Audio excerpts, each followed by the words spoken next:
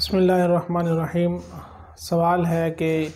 سورج گرہن اور چاند گرہن جو ہے اس سے پیدا ہونے والے بچوں کے اوپر کوئی اثر پڑتا ہے، اور اس حوالے سے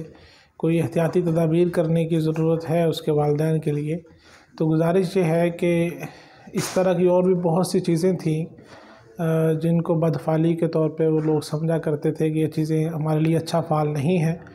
تو اللہ کے رسول صلی اللہ علیہ وسلم نے واضح فرمایا کہ ایسی کوئی چیز نہیں ہوتی۔ بدفعلی جو ہے یا کسی چیز کو برا فعال سمجھنا یہ کوئی چیز نہیں ہے۔ یہاں تک کہ ایک صحابی نے جب پوچھا تھا کہ ہمارے ہاں کچھ چیزوں کو لوگ اس طور پہ لیتے ہیں کہ ان کو اپنے لیے جو ہے وہ مناسب یا منحوس یا درست نہیں سمجھتے، اللہ کے رسول صلی اللہ علیہ وسلم نے فرمایا کہ یہ چیزیں ہیں جو تم اپنے دل میں سمجھتے ہو،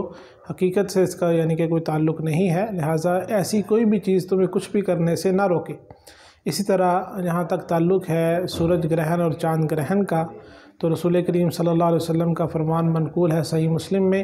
کہ اللہ کے رسول صلی اللہ علیہ وسلم نے فرمایا کہ سورج اور چاند اللہ کی نشانیوں میں سے دو نشانیاں ہیں، یہ کسی کی موت کی وجہ سے انہیں جو ہے وہ گرہن نہیں لگتا، تو لہٰذا جب تم انہیں دیکھو تو تم جو ہے وہ بھاگ کر دوڑ کر گھبرا کے نماز کی طرف بڑھو۔ تو معلوم ہوا کہ یہاں دنیا کے اندر ہونے والے معاملات کے ساتھ اس کا کوئی تعلق نہیں ہے، لہٰذا اس بات کو جو ہے وہ آپ کسی طور پر بھی اپنے لیے پریشان کو نہ سمجھیں۔ البتہ ان مواقع پہ سورج گرہن اور چاند گرہن کے مواقع پہ جو ہے وہ نماز منقول ہے رسول کریم صلی اللہ علیہ وسلم سے۔ اگر سورج گرہن ہے تو دن کے وقت مناسب یہ ہے کہ جو امام ہے وہ باجماعت جو ہے وہ نوافل پڑھائے جنہیں صلاۃ کسوف کہا جاتا ہے، اور ان نوافل کے بعد دعا کرے۔ تو رسول کریم صلی اللہ علیہ وسلم نے انہیں کافی لمبا پڑھایا تھا، لیکن اگر امام چاہے تو مختصر کر لے اور دعا کو لمبا کر لے، اور کوشش کرے کہ جو وقت اس سورج گرہن میں ہے اس پہ وہ دعا اور نماز میں گزاریں۔